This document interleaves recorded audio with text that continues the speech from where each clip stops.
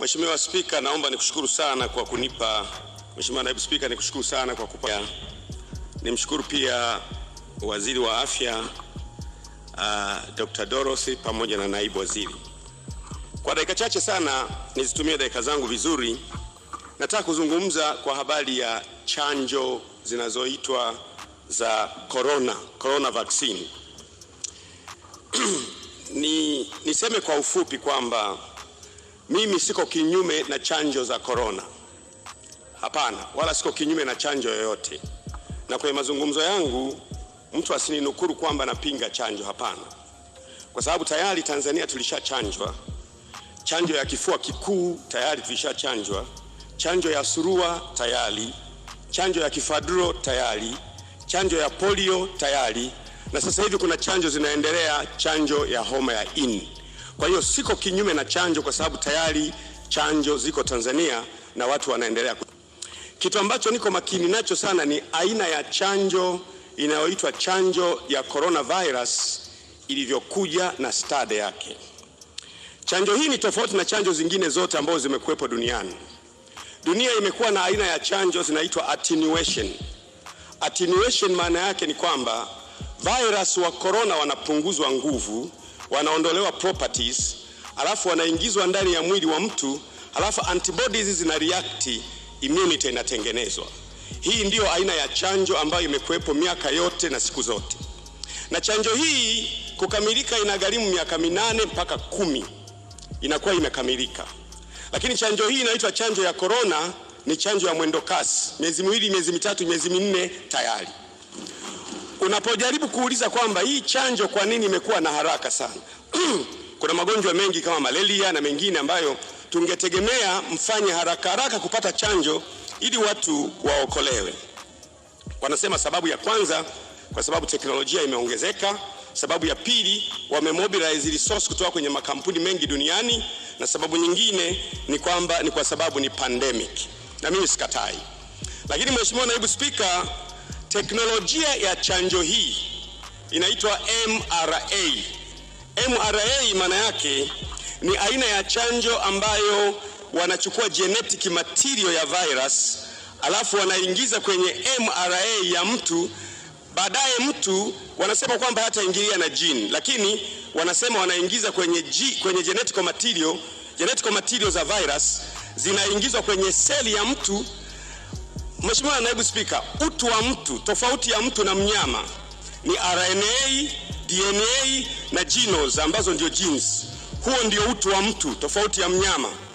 Chanjo hii inaingia mpaka kwenye RNA. Chanjo hii inaingia kwenye DNA, kwenye genes, kwenye utu wa mtu. Hatujajua baada ya chanjo hii atazaliwa mtu wa namna gani baada ya miaka 10, baada ya miaka 5, baada ya miaka 6. Hatujajua mpaka leo. Na bahati mbaya sana Mheshimiwa Spika, nifunguke kidogo na hekima yangu ikikuruhusu utaniongezea kimda kama kikiisha, kwa sababu ya hoja yangu ina national concern. Mashirika duniani, kwa mfano Marekani, kuna shirika ambalo linaruhusu dawa zianze kupitishwa. Linaitwa CDC. Maana yake Center of Disease and Control and Prevention. Shirika lingine linaitwa FDA ambalo ni Food and Drug Authority. Haya ndiyo mashirika la Kimarekani yana authorize dawa zote kwa ajili ya matumizi ya binadamu. Chanjo hizi zote unazoziona hizi hazijawa authorized na mashirika haya. Lakini kuna kishirika kidogo ambacho kinaitwa Emergency Use Authorization. Hiki kishirika kinaidhinisha dawa ambazo ni za dharura, ambazo zinatakiwa ziende haraka. Na sheria ya hawa Emergency Use Authorization ni kwamba kwa sababu dawa haijafanywa utafiti wa kutosha miaka mingi, kwa hiyo inaruhusiwa emergency kwa sababu ya uhitaji wa dunia. Madhara yatakayowapata wale, liability ziko juu ya hii kampuni, ziko juu ya mtumiaji. Mheshimiwa Naibu Spika, sasa najaribu kuwaza. Kiangalia kwa mfano chanjo ambazo tayari zimesharuhusiwa kuanza. Kwa mfano kuna chanjo ya kwanza inaitwa Johnson imeruhusiwa na Marekani, ambayo tarehe 27 February 2021 ndio ilikuwa authorized kutumika emergency. Lakini kwenye website yao watengeneza chanjo wenyewe, wao wenyewe wanasema madhara au side effect ya chanjo hii, kwanza kushindwa kupumua sawasawa. 2, kuvimba kwenye uso na kwenye throat. 3, mapigo ya moyo yanakwenda haraka.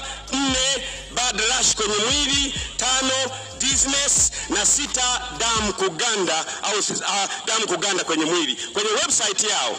Sasa kama watengenezaji wa chanjo wenyewe wanaonyesha kwenye website yao kuna shida hiyo, ni vizuri sisi sasa tuwe makini. Najua Mheshimiwa Rais kwa hekima yake ameunda kamati inayofuatilia hayo, lakini mimi kama mbunge nina haja ya kudiscuss na kuarati kwamba wawe makini wanapochagua aina ya chanjo hizi.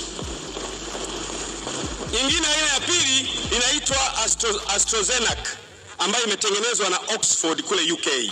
Yenyewe kwenye website yao wanasema side effect yake ya kwanza ni damu kuganda na ya pili ni kifo. Ikipo ndio wanasema kwenye kifo hapa wanaweza kufa watu labda 10 out of 100, lakini kwenye website yao wanaonyesha wao kwamba death may occur. Lakini dunia bila kufanya research, bila kuwaza, watu wanakimbilia kupata chanjo kwa sababu ya fear ya corona. Nyingine inaitwa Moderna ambayo ni ya USA na nyingine inaitwa Pfizer ambayo ni ya Ujerumani. Kwa ujumla chanjo hizi zote zinaonyesha side effect: kuganda damu, kushindwa kupumua na kifo.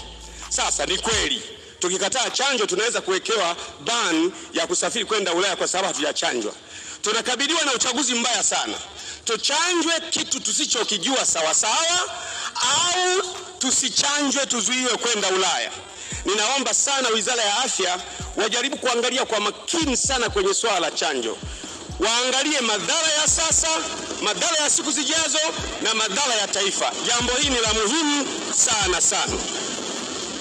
Mheshimiwa Naibu Spika, niruhusu kidogo niongeze kidogo.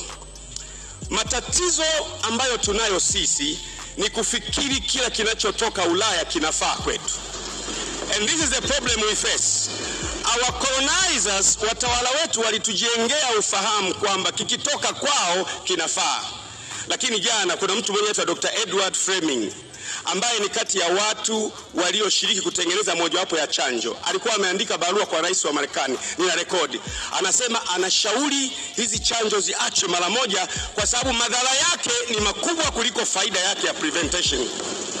Kwa hiyo ninaiomba serikali yangu sikivu pamoja na Wizara ya Afya, before we venture into what kind of vaccine we should take, tunatakiwa walioshiriki kutengeneza mojawapo ya chanjo. Alikuwa ameandika barua kwa rais wa Marekani, nina rekodi. Anasema anashauri hizi chanjo ziachwe mara moja kwa sababu madhara yake ni makubwa kuliko faida yake ya prevention. Kwa hiyo ninaiomba serikali yangu sikivu pamoja na Wizara ya Afya, before we venture into what kind of vaccine we should take, tunatakiwa tuwe na wataalamu wetu wa hapa. Namba moja, wa analyze content. Haya majina ya chanjo ni business name, lakini kuna generic name. Generic name includes the content, kuna nini ndani ya chanjo, wa analyze matatizo yatakayotupata sisi tutakaochanjwa na watoto wetu baadaye. Kwa sababu shida ikiingia kwenye DNA na kwenye gene na RNA, ndio utu wa mtu. Ina send message miaka ijayo mtu azaliwe wa namna gani. Madhara yanaweza kuwa sio leo, but in 20 years to come, 30 years to come, tunaweza kuwa na Watanzania wasioweza kufikiri vizuri, wasio na maamuzi mazuri, na taifa letu litashindwa. Ninaomba sana Wizara ya Afya, before we know which method we implement, tufanye due diligence ya kuifuatilia hii chanjo ni ya namna gani, na pia tusome website. Nataka niongezee jambo moja kwamba anything kule Marekani au kule Ulaya kuna organization inaitwa EMA, maana yake European Medicine Agency, ambayo na yenyewe na authorize dawa zote ndio zinatumika. Hizi agency zote, agency ya Ulaya na agency za Marekani, hazija authorize zenyewe. Zimeweka kwenye ka institution kanako ruhusiwa kwa authorize emergency kare, na matokeo ya kwa authorize emergency, huyo aliyetengeneza dawa hana madhara, kwamba ni wewe mwenyewe utajijua wewe mwenyewe, na wanasema kwamba iwe inatumika huku inafanywa uchunguzi. Mheshimiwa Naibu Spika, ni ujinga kuruhusu taifa zima kuwa experiment ya majaribio eti kwa sababu tuna haraka ya corona. I know corona is dangerous, yes, But it is more dangerous for we to allow the all nations, Watanzania wote milioni 50 wachanjwe, eti ndio tuwe tunaangalia matokeo, tunaripoti kwenye hizi institution. Ninaomba sana ili swali liangaliwe kwa makini, lifanyiwe kazi, na mwisho wa siku kila silaha itakayofanyika juu yetu haitafanikiwa. Asante sana Mheshimiwa Naibu Spika.